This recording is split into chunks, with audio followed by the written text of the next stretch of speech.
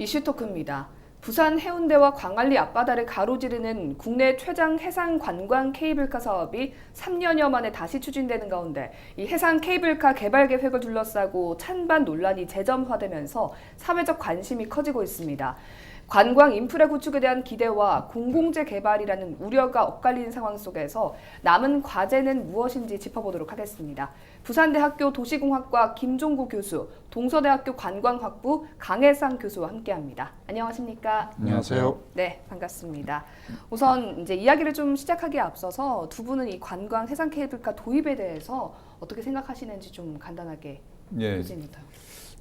저는 찬성하는 입장이고요. 여러 가지 문제들이 있으니까 이제 지금 조금 찬반 논란이 일고 있는데 문제점들 하나씩 해결하면서 결과적으로 이제 될 거라고 보고 있고요. 네. 가장 중요한 거는 사실 지금 너무 어렵잖아요. 그래서 이제 특히 자영업 하시는 분들이 많이 어려운데 이렇게 뭔가 계기가 돼서 어떤 그 경제 회복의 원동력이 되지 않을까. 저는 그렇게 보고 있습니다. 네, 교수님께서는 어떻게 예, 보십니까? 저도 우리 침체되어 있는 우리 부산의 어떤 지역 경제 활성화라든지 또 우리 해양 도시인 만큼 해양 관광 사업 활성화를 위해서는 반드시 필요한 사업이라고 생각을 합니다. 네. 단지 이제 우리 부산의 공유 수면이라든지 유원지 공원을 대상으로 하고 있기 때문에 이 공공재를 활용한 부분이만큼 공익성이 담보돼야 한다. 그런 측면에서 그 이외에 뭐 다른 문제들도 많겠습니다만은 그런 차원에서 발생되는 문제를 최소화하면서 사업을 진행해야 된다라는 그런 생각입니다. 네, 조금 더 조심스러운 입장이시군요. 해상 케이블카 설치는 사실 10년 전에도 좀 논의가 됐었지만 각종 문제점들로 인해서 좀 무산이 된 바가 있습니다. 무시할 수 없을 만큼 많은 문제들이 좀 산적해 있다라는 보는 입장들이 있는데요. 구체적으로 좀 어떤 문제들이 우려되는지 설명을 부탁드립니다. 제가 이제 도시계획, 도시개발에 한 30년 종사를 하고 있는데요. 이런 관광시설이 도입되면서 이렇게 이제 다양하고 많은 이제 문제를 야기시키는 경우도 잘 없다고 생각을 하는데요. 이미 이 사업은 아까 말씀하셨습니다만 10년 전에도 그랬고 3년 전에 사업계획서를 부산시에 제출했다가 교통 문제, 그다음에 공공성 결여 문제, 그다음에 환경 문제로 해서 반려가 된 적이 있거든요. 그래서 부산시도 상당히 조심스럽긴 합니다. 제가 지금부터 말씀드리는 이 이제 문제점은 예상되는 문제점입니다. 크게 한 6개 항목이 있는데 제가 시간적 문제로 핵심 중에 2가지만 말씀드릴 건데요. 일반적으로 우리가 이제 알려져 있는 게 교통 문제, 환경 문제, 공공성 결여 문제, 그다음에 광안대교와의 관계에 의한 경관 침해 문제, 그다음에 강풍에 의한 안전성 문제, 그다음 마지막으로 사생활 침해, 요거는 머린시티에 관계되는 부분입니다. 그 중에서 가장 핵심적인 게 제가 오늘 말씀드리고 싶은 2가지를 말씀을 드리겠습니다. 교통 문제와 공공성 결여 부분인데요. 이 교통 문제는 뭐 많은 분들이 지금 이야기를 하고 있습니다. 특히 이제 이 우리 해변 간선도로는 지금도 주말에는 상당히 복잡하고 또 성수기 피서철에는 뭐 거의 마비다시피 하는 그런 지역이거든요. 거기에 이제 이 예상 이용객이 일일 9,000명, 연간 한 300여만 명 예측이 되고 있는데 일일에 하루에 한 9,000명 정도, 그 중에서 도보로 이용하는 사람도 있겠죠. 제외하면 최소한 1,000대 이상, 많으면 2,000대가 사용을 할 것 같은데 지금 현재 동백섬 솔밭 공원에 현재 계획되고 있는 주차장은 한 900여 대 되는 것 같아요. 그래도 그 900여 대가 모자란다고 생각하는데 한 1,000대 이상이 교통 발생이 되면은 지금 그 해변 간선도로는 성수기에는 저는 펑크가 날이라고 봅니다.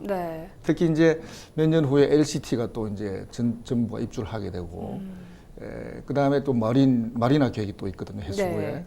이런 것들이 다 이제 나중에 복합적으로 들어오면은 뭐 이 해운대 해변 간선도로는 사실 해운대 주민만이 이용하는 것이 아니고 우리 부산 시민 전체가 이용하는 것이기 때문에 이 교통 문제는 굉장히 심각하다. 그래서 이 부분에 대해서는 반드시 대책을 강구해야 되는데 사업자 측에서는 지금 이제 도로를 확장하고 그 다음에 셔틀을 운영해서 최소화시키겠다고 이야기를 하고 있습니다. 근데 저희들 이제 계획 전문가 입장에서 볼 때는 현재 그 동백섬 솔밭 공원 전면 간선도로에서 진입하기 위해서는 도로 폭언을 확보할 수 있는 여유 공간이 없습니다.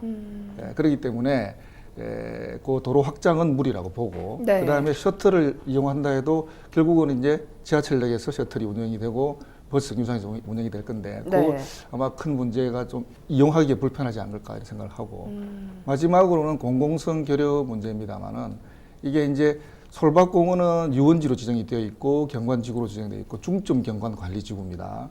그리고 문화재 보호구역이고 또 이대 승강장은 공원으로 지정이 되어 있거든요. 예. 그러니까 이런 양측의 공공재를 활용을 하고 공유수면 역시 우리 부산 시민과 대한민국 국민 전체가 이용하는 공유수면이에요. 물론 해수부 관리지만은 이런 공공재를 활용해서 사업을 함에 있어서 과연 이 사업에서 발생되는 이익이 우리 사회에 어느 정도 공익성을 가지고 환원이 되느냐 하는 부분 이런 부분들을 이제 물론 이제 사업자 측에서도 어느 정도는 생각을 하고 있겠지만은 네. 이런 부분들이 엄격하게 좀 진단이 되어서 어떤 사회적 공감대가 형성된 후에 사업을 추진해야 된다고 생각을 합니다. 네. 교수님께서 보시기에 이런 문제점들에 대한 어떤 해결책이 좀 있을까요? 예, 그 공공성 문제는 사실 조망권이라든가 공유수면 점용 얘기를 많이 하시는데 조망권은 사실 이미 거기에 사시는 분들이 뒤에서부터의 조망권을 이미 막았기 때문에 사실은 이제 조망권 자체의 어떤 그런 문제라고 보이지는 않고요. 사생활 침해 부분은 어느 정도 이렇게 대안을 좀 내놓은 것 같고요. 그리고 이제 공공성 부분이 있는데 실제적으로 통영 같은 경우는 이제 연간 한 13억 원 정도를 시에다가 이제 돌려주죠. 그 통영관광개발공사에서 수익의 이제 일정 부분을 지금 이제 이 하는 사업체에도 그렇게 이익의 몇 퍼센트를 돌려주는 걸로 지금 이렇게 얘기를 하고 있고요. 사실 가장 큰 것이 이 케이블카가 교통 역할을 한다는 것이죠. 그러니까 뭐 저도 이제 제안을 드렸지만 아침 시간 출퇴근 시간에 해운대하고 이기대를 출퇴근용으로 쓰자. 좀 그 저렴하게 해서 뭐 그런 안도 나오고 있고요. 그리고 가장 큰 것은 케이블카가 장애인들이나 나이 드신 분들이 접근할 수 있는 가장 좋은 관광시설이라는 거죠. 그래서 여러 가지 공공성을 갖고 있는데 그것에 대해서 이제 많이 놓치지 안 되는 면이 있다라고 말씀을 드릴 수가 있고요. 네. 그리고 이제 두 번째가 그 공공성 부분에서 이제 그쪽 교통 부분을 말씀하셨는데 충분히 일리가 있고요. 저도 사실 가장 크게 보는 것이 교통 문제긴 한데 거기에 이제 관광객만 오지는 않거든요.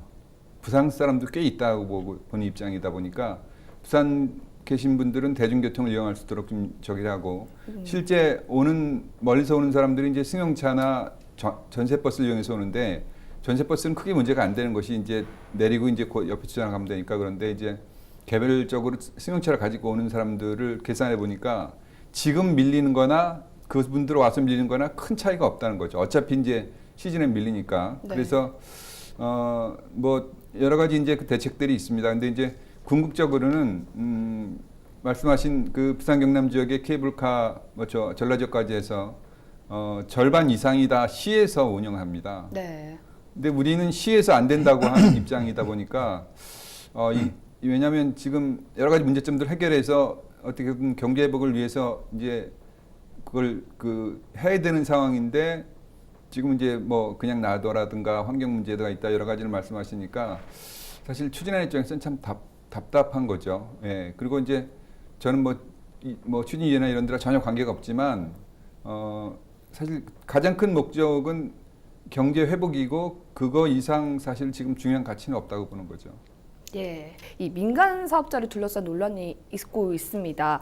뭐 광안리 해상 케이블카 또한 이 공공자산인 바다를 이용해서 민간 투자 사업자가 이제 이익을 갖는다라는 부분에서 좀 문제가 되고 있는데요.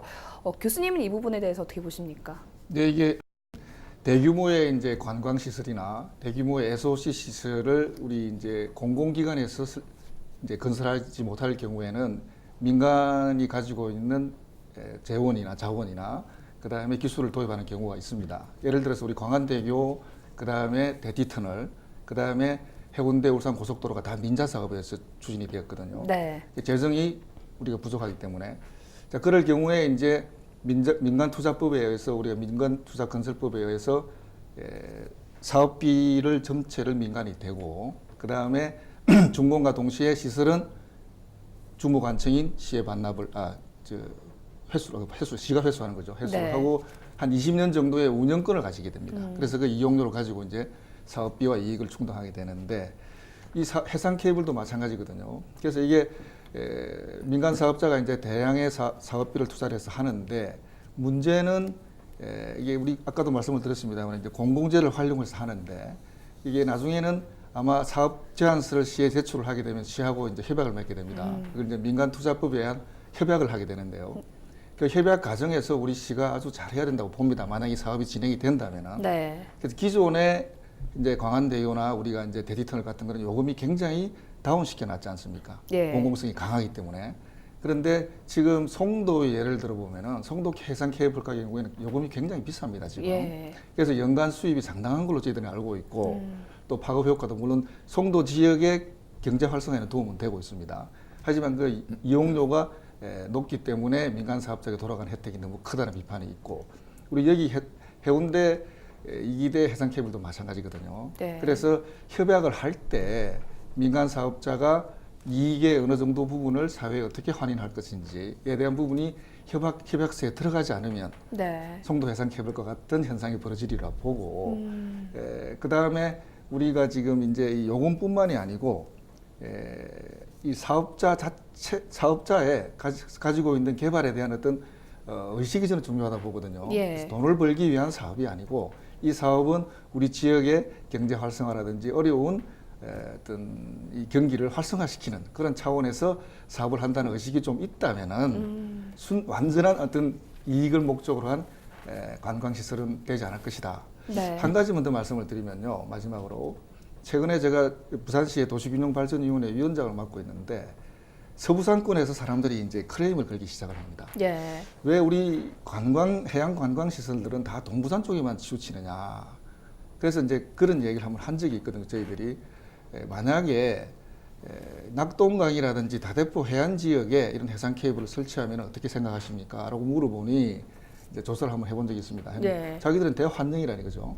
그런데 이제 사업자 측의 수익성을 생각하지 않을 수가 없거든요. 예. 이쪽 사람들은 당연히 해운대가 갖고 있는 해양 관광 자원이 풍부하다 보니 이쪽에 이제 또 주변에 어떤 우리 교통 인프라라든지 다른 기타 관광 인프라가 충실하니 네. 여기서 하겠다고 하는데 우리 균형 발전 차원에서도 사실은 좀 서부 상권에 이런 어떤 해양 관광 자원을 배치할 그런 생각도 한번 해볼 필요는 있습니다. 우선 이 해상 케이블카 도입과 관련돼서 뭐 제기되는 문제점들을 좀 무시할 수는 없을 텐데요. 네. 뭐 국내를 비롯해서 해외에서도 좀 부산에 적용 가능한 성공 사례가 있다면 소개를 해주시죠. 싱가포르 센토사 섬에 있는 그 케이블카는 사실 그쪽으로 연결시켜주는 것도 있지만 기본적으로 그 관광지에 가려면 케이블카를 타게끔 그렇게 이제 물론 그 바다를 지나가고 전경이 좋지만 홍콩에 있는 그것도 마찬가지고요. 팜스프링이라는 미국의 어떤 휴양지가 있는데 아주 날씨가 더워요. 그래서 뭐 이렇게 휴양지치고는 좀 별로다라는 느낌이 좀 있긴 한데 거기에 케이블카가 있거든요. 네. 근데 그게 2,000m로 올라갑니다. 그래서 약 40분 정도 올라가는 케이블카인데 올라가면 이제 눈이 그대로 있고 막 이렇죠. 그런 것들이 지역을 방문하게 하는 어떤 매개체 역할을 한다고 보거든요. 그래서 네. 지금 뭐 다른 우리나라 예를 들어도 이제 자꾸 송도 얘기만 해서 그런데 사천이라든가 여수는 사실 지금 케이블카한테 고맙다고 절연할 정도로 너무나 많은 방문객들이 오고 있어요. 그래서 네. 지역 주민들이 케이블카 일단 오면 밥을 먹든 아니면 차를 가지고 오든 뭐 여러 그 부분에서 이제 돈을 쓰게 되니까 지역 주민들이 당장 주머니에 들어가는 게 이제 눈에 보일 정도인데 사실 되게 어려웠거든요. 사천도 그렇고 뭐 지금 남해안의 도시들이 이제 이렇게 경기 영향을 많이 받으니까 그렇게 돼 있었는데 그래서 어떻게 보면 그 홍콩이라든가 싱가포르나 뭐 저희 또 작년에 가장 많이 간 게 이제 베트남의 다낭인데 네. 다낭도 이제 그것까지 올라가는 그 케이블카가 있고요. 그래서 어떻게 보면 케이블카는 역할을 이제 한 두세 가지 하는 거예요. 그러니까 이제 돌파구 역할을 해주기도 하고 또 교통 약자들의 어떤 저거 발휘돼주기도 하고 그래서 어떤 교통과 관광 매력물의 역할을 두 개를 다 하는 거죠. 근데 저도 우리 김종규 씨 말씀 따라서 이제 여러 가지 문제점들이 있는 건 사실이고요. 네. 그런 것들을 해결해서 나아가려고 하는 방향이 사실은 더 맞는 거다. 뭐 그냥 놔둬라 이러신 분도 많이 계신데 네. 그냥 놔두면 아무 문제 없을 것 같지만 경기가 너무 어렵지 않습니까? 그렇죠. 그런 측면에서 말씀을 드리는 겁니다. 네, 앞서 강 교수님 말씀하신 거 들어봐도 그렇고 일단 뭐 관광 자원 확보나 지역 경제 활성화 등 뭐 이점이 분명히 있긴 합니다. 네. 교수님도 이런 부분에 대해서는 뭐 동감을 예, 하시는 동감합니다. 예, 부분이시죠? 충분히 동감을 하고요. 단지 이제 이런 시설이 들어옴으로 해서 우리 이제 도시 공간에 미치는 영향 네. 이런 부분을 최소화시키는 의미에서 말씀을 드린 거고 또 한 가지 제가 최근에 이제 이 해상 케이블 부분에서 몇 가지 조사를 해보니 조금 전에 말씀하셨듯이 사천이라든지 통영, 여수들 다 이제 경제적인 도움을 많이 받고 있더라고요. 예. 근데 이게 이제 여수 같은 경우가 이제 한 4, 5년 되었고 운영되기 시작한 지가 그 다음에 통영이 한 10년 정도 되는 것 같습니다. 근데 최근 1, 2년 사이에 이용객이 좀 줄고 있더라고요. 그래서 그 부분을 우리가 조금 주시할 필요가 있다. 물론 이게 이제 개통 시기 그쯤에는 많은 사람들이 이용을 하게 될 네. 겁니다. 근데 이제 우리 부산에 만약에 해상 케이블이 설치가 되면 이건 당연히 50년, 100년 이상 우리가 활용해야 될 아주 중요한 관광 자원인데요. 그래서 최근에 이 해상 케이블 이용객이 좀 줄어드는 이런 케이스도 우리가 좀 고려를 해야 된다라는 점이 있고, 그 다음에 이제 이 경관 문제를 제가 말씀을 안 드릴 수가 없는데요. 이게 마침 이게 또 참 공교롭게도 광안대교 위에 옆을 지나가거든요. 처음에는 이게 3년 전에 이 사업자가 시에 제출할 때는 현재 우리 광안대교가 2개의 주탑이 있습니다. 예. 이 주탑을 사이에 두고 이렇게 케이블이 쭉 이렇게 현수교 모양으로 서스펜션으로 되어 있거든요. 근데 3년 전에 사업 제출할 때는 이 주탑과 거의 비슷한 높이였습니다. 그렇게 보면 우리가 이제 보통 광안 해변가에서 해수욕장에서 뷰를 하게 되는데, 뷰를 보게 되는데, 바로 뒤에 케이블이 달려서 이렇게 주렁주렁 다니게 되는 거죠. 그래서 이게 어떤 경관의 어떤 중복성, 피해 이런 부분 때문에 현재 주탑을 151m로 올렸습니다. 지금 네. 제안서를 보면은. 그러면 그 간격은 한 500m 정도 되거든요. 예. 그러면 광안대교 주탑이 여기 있고 케이블이 있고 500m 뒤에 이제 한 50m 위에 이제 이렇게 해상 케이블이 다니게 됩니다. 케이블카가 다니게 되는데, 그러면 우리가 이제 이 경관의 어떤 이 주요한 어떤 자원을 생각을 해보면은 해변가에서 봤을 때 한 500m 위에 500m 건너편 위에 50m 위에 이제 케이블이 이렇게 주렁주렁 달리게 되는 거죠. 예.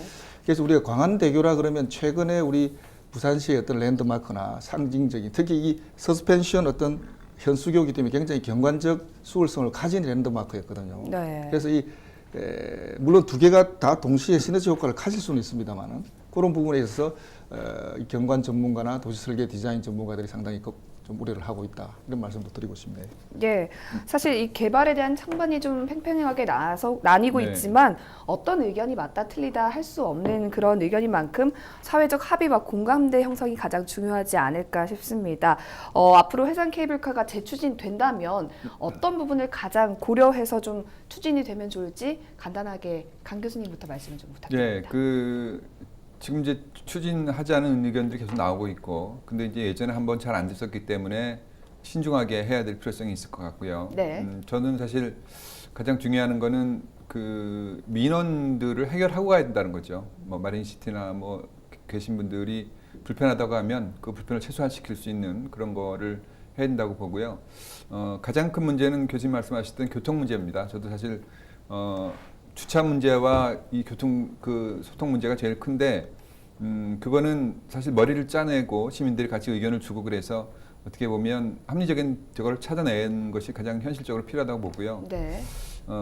제가 어렵다 말씀 많이 드리지만, 많이 어려운 게 사실이고요. 하루에 손님 하나도 없는 식당들이 정말 많습니다. 근데 조금 그 어려움들이 있더라도 추진해서 어떤 경제적으로 좀 잘 사는 부산을 좀 만들어봤으면 좋겠다, 이런 생각이 듭니다. 네, 교수님께서도. 네, 이 부분은 찬반이 아주 좀 극명하게 갈리는 부분이기 때문에 네. 우리가 공론의 장에서 이야기를 들을 때 꼭 반드시 나오는 게 어떤 사회적 공감대, 네. 어떤 시민의 어떤 공동된 의기를 우리가 수렴하자, 이런 부분이 우선 앞서야 되겠고요, 선행돼야 되겠고, 그 다음은 조금 전에 제가 말씀드렸던 우리 강 교수님께서도 말씀하셨습니다만 제일 고민거리가 교통 문제거든요. 예. 그 부분에 대해서 교통의 피해를 최소화시키는 대안이 반드시 제출돼야 되겠다. 네. 마지막에는 발생되는 그 많은 이익을 우리 부산 시민이나 우리 부산의 공익의 목적을 위해서 좀 환원시켜야 되겠다. 이 세 가지가 제일 중요하다고 봅니다. 네, 오늘은 시간 관계상 여기서 대담을 마무리 짓고요. 다음에 또 공론화에 장이 있으면 교수님들 뵀으면 좋겠습니다.